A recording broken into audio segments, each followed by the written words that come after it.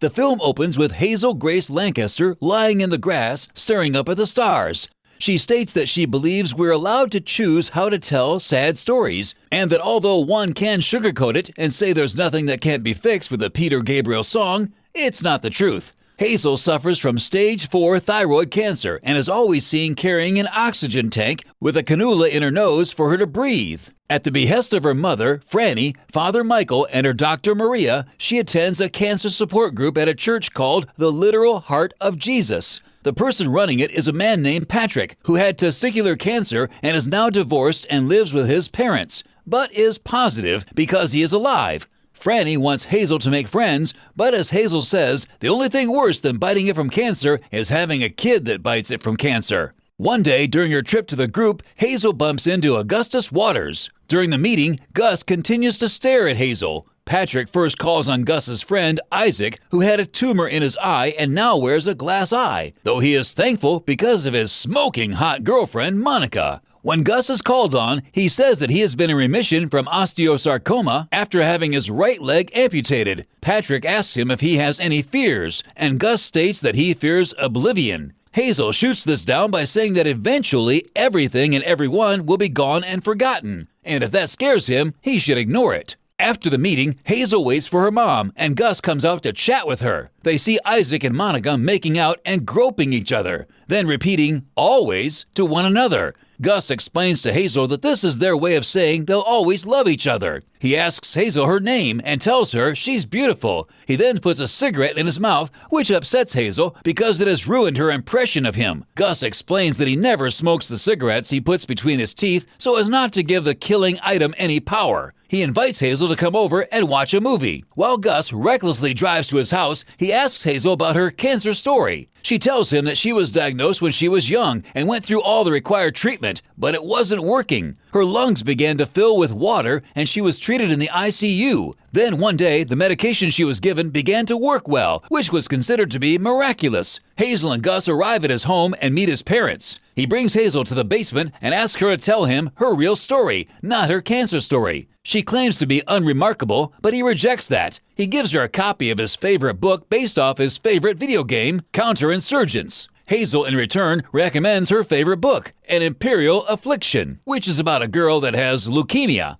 But she tells Gus that it is not necessarily a cancer story. Hazel waits for Gus to call her back, and after a few days, he texts her after finishing An Imperial Affliction. He expresses surprise that the book ends mid-sentence. The protagonist, Anna, apparently dies during her narration. Hazel excuses herself from dinner to speak to Gus on the phone, but they are interrupted by Isaac, wailing a song lyric in the background. Gus invites Hazel over, where she finds out that Monica broke up with Isaac, and he is having a psychotic episode. Gus allows Isaac to take out his anger on his basketball trophies. While Isaac smashes them, Gus talks to Hazel about the ending of the book, and she tells him that she has written hundreds of letters to ask the book's author, Peter Van Houten, questions about what happened after the story, such as the fate of Anna's mother and her relationship with the Dutch Tulip Man and Anna's pet hamster, Sisyphus.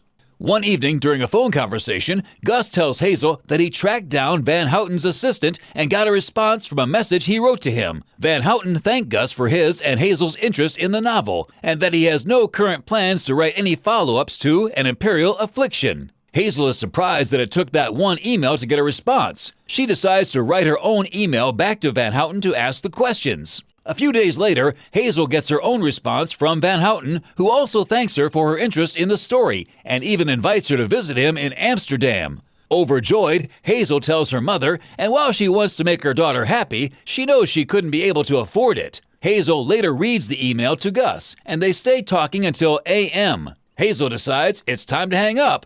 Okay, Gus responds. Okay, Hazel says back. Gus decides that okay can be there always. Hazel tells Gus about the invitation, and Gus suggests asking the Genies, a Make-A-Wish sort of organization, to grant her this wish. Hazel states that she already used her wish to go to Disney World. Gus is disappointed that she used her wish on a cliché. A while later, Gus shows up at Hazel's home with flowers, and then invites her on a picnic to a park featuring a giant skeleton playground called Funky Bones. Gus jokes that he has brought all his romantic conquest here, and that is why he is a virgin. He even illustrates this by drawing a circle in the dirt of virgins and a small circle within of year-old boys with one leg. As they have their picnic, Gus tells her that he spoke to the genies and convinced them to grant him the wish of taking Hazel to Amsterdam. She is ecstatic. Hazel wakes up in the middle of the night having trouble breathing as fluids fill her lungs. Her parents rush her to the hospital, with Gus waiting outside since he is not allowed in.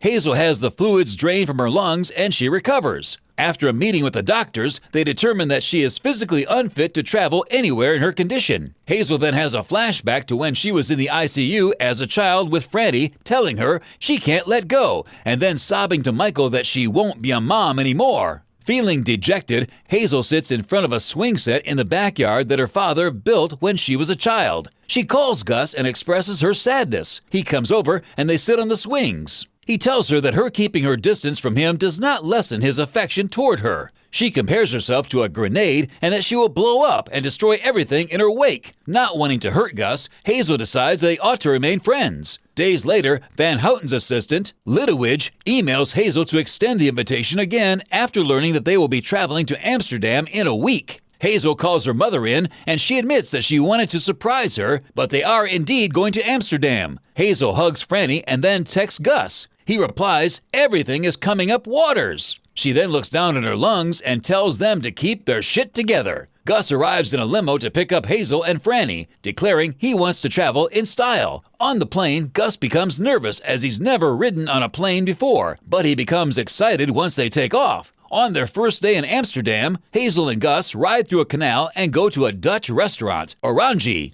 Hazel wears a cute blue dress given to her by Franny. Gus is stunned by how beautiful Hazel looks. At the restaurant, they are served Dom Perignon, and they enjoy it. They have their dinner, and Gus proudly declares his love to Hazel, which puts a big smile on her face. The waiter comes by with more champagne, and he says the dinner was all paid for by Van Houten. The next day, Hazel and Gus go to meet Van Houten. They are greeted at the door by Litowidge, who welcomes them inside. There is unopened fan mail all over the floor. The couple finds Van Houten in his pajamas, drinking scotch. They sit down so Van Houten can answer their questions, but he instead plays Swedish rap. Hazel starts to ask questions, such as the fate of Anna's mother and the Dutch tulip man, but Van Houten only responds with philosophical nonsense. Gus asks him if he's messing with them, and Van Houten makes a rude comment about Gus's cancer. He only gets worse by refusing to answer Hazel's questions and insulting her in Gus's sicknesses. Hazel and Gus storm out. Van Houten asks her why she dwells on these questions, and Hazel just tells him to go fuck himself.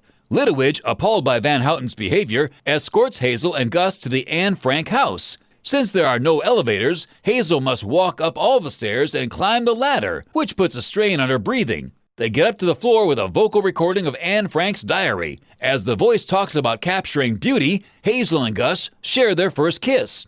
The onlookers, including Litowidge, applaud them. They go back to Gus's room and make love for the first time. Hazel leaves him with a drawing of the large virgin circle and the circle of year-old boys with one leg outside that big circle. On their last day, Hazel and Gus have breakfast with Franny before walking alone together. They sit on a bench and Gus tells her that when she was in the ICU, he felt a pain in his hip and got a PET scan. Hazel already knows what he's going to tell her. Gus says the scan lit up like a Christmas tree and the cancer returned and spread through his body. Hazel puts her head on his shoulder and cries. Gus tries to lighten the mood by suggesting they make out. Hazel, Gus, and Franny return to Indianapolis with Michael picking them up. A few days later, Hazel and Gus hang out with Isaac, who is now completely blind and tells them that Monica hasn't spoken to him since the breakup. To cheer him up, Hazel and Gus buy eggs, and they go to Monica's home and pelt her car with eggs. Gus calls Hazel in the middle of the night to ask her to come to the gas station to help him. She drives over there to find him sitting in his car, covered in his own mucus and vomit,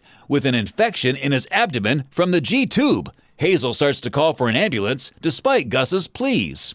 The ambulance arrives and takes Gus away. Gus undergoes more treatment for the cancer until the doctors decide to take him off the chemo. He now requires a wheelchair to get around. Hazel takes him to Funky Bones for a picnic. He expresses his desires to have left an impact on the world before he dies, and his need to live an extraordinary life. Hazel takes offense to it and tells him that he doesn't need to do all that because she and his parents love him and that it should be enough. He says he's sorry and they drink champagne. Gus calls Hazel another evening to invite her to the literal heart of Jesus for a gathering and to bring a eulogy that he asks Hazel to write for him. She starts to leave, but is stopped by her parents, who are setting up dinner. Hazel argues with them that she will be gone and that they will be alone after hearing her mother say she won't be a mom anymore after Hazel dies. Both her parents say they will never stop loving her no matter what happens, and that Franny is taking classes to become a speaker. Hazel becomes happy that her parents will be fulfilled even after she is gone. Hazel joins Gus and Isaac at the church for what is a pre-funeral for Gus, since he wants to attend his own funeral. Isaac starts off a eulogy with a touch of humor, but says that if he ever is given robot eyes, he would deny them because he doesn't want to see a world without Gus.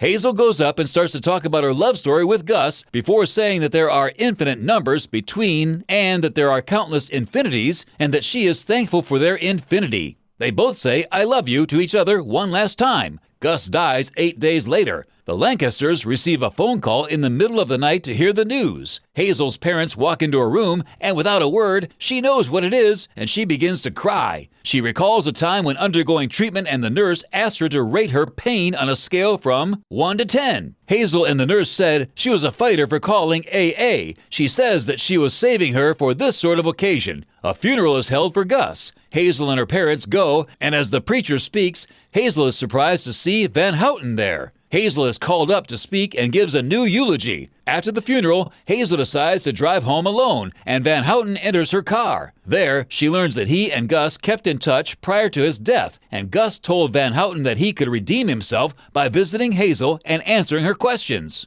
He reveals that Anna was based off Van Houten's year-old daughter that died of leukemia. Before she sends him out of her car, Van Houten gives Hazel a letter, which she crumples up and throws away. She drives away and sees him drink from his flask. Hazel's dad goes to comfort her following Gus's death. Later, Isaac goes over to visit. He tells Hazel that Gus really loved her and never stopped talking about her to the point where it got annoying. He asks her if she read the letter from Van Houten, which happened to be written by Gus. The letter is a eulogy for Hazel written by Gus. We hear Gus's voice reading it, saying that he saw Hazel in the ICU while she slept and how he thought about them together. He expresses his admiration for her beauty and personality and adds that people can choose who hurts them. Gus liked his choice and he hoped Hazel liked hers. He closes it with, "Okay, Hazel Grace?" The film ends with Hazel still looking up at the stars, replying, "Okay."